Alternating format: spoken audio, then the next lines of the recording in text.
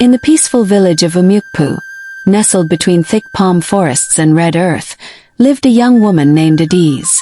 She was beautiful, not the kind of beauty that needed makeup or fancy clothes. Her skin was the color of polished mahogany, and her eyes held the depth of someone who had cried rivers but still smiled. But Adaeze was not celebrated. She was feared. Whispers followed her everywhere she went. "Witch," they said. "She brings bad luck." She didn't understand it. Ever since her mother died when she was 8, things had gone downhill. Her father, Chief Ojugo, the once beloved elder of the village, remarried a woman named Umuokpu, a woman whose heart was as hard as the mortar stone used to pound fufu. Umuokpu hated Adaeze with a venom that poisoned even the air in their compound. Slowly, she turned the entire village against her. She lied. She schemed. And the people believed.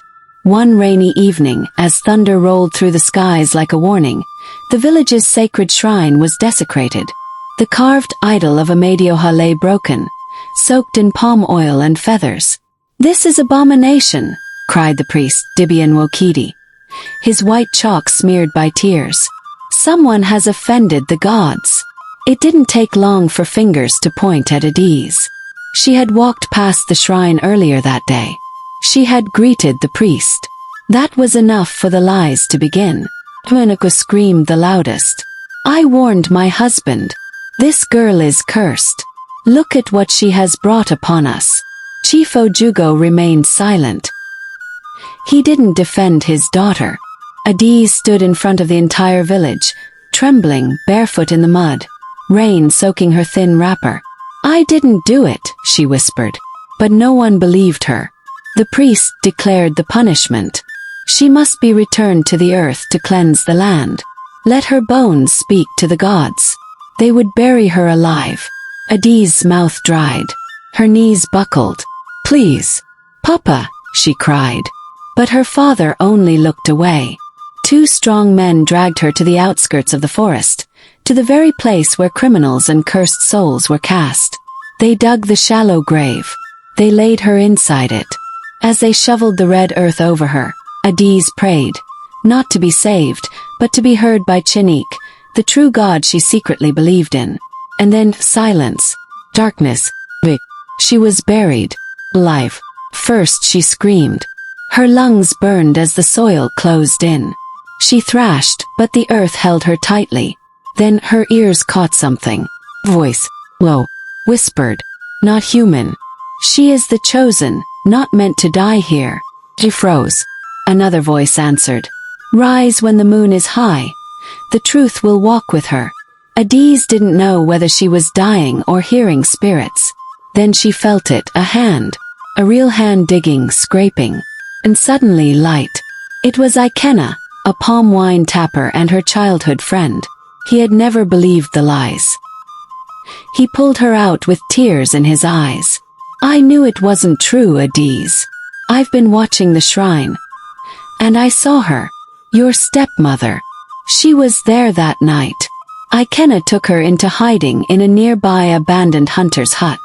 4 days. Adaeze regained her strength while Ikenna gathered evidence. They followed Umuokpu in secret.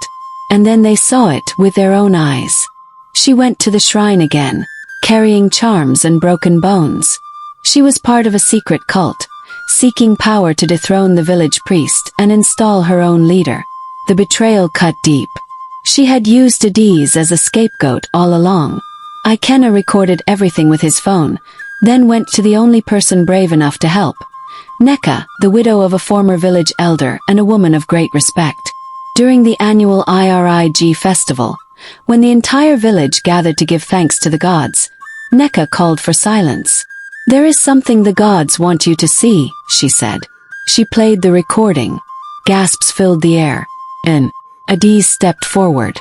The crowd stepped back as if seeing a ghost. She raised her voice, steady and sure. "You buried me alive. But the earth heard my cry. And the gods have shown the truth." Umuokpu tried to run. But the villagers caught her. She was stripped of her title and banished into the forest, the same one she had dragged others into ruin. Chief Ojugo fell to his knees, sobbing. "I failed you, my daughter. Adaeze looked at him, tears in her eyes, but said nothing. Some wounds went too deep. A year later, Adaeze was not just alive. She was a legend. She became a healer, a leader, and eventually the first female priestess of Umuokpu. Her shrine was built near the same place she had once been buried.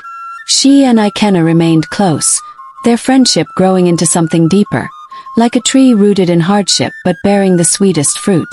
And every time the wind rustled through the trees at night, the villagers swore they could hear the whispers of the spirits who saved her. Because Adaeze was never meant to die. She was meant to rise. This is The Gracious Voice. If this story touched your heart, don't forget to subscribe, like, and comment to support more powerful African stories that heal, inspire, and uplift.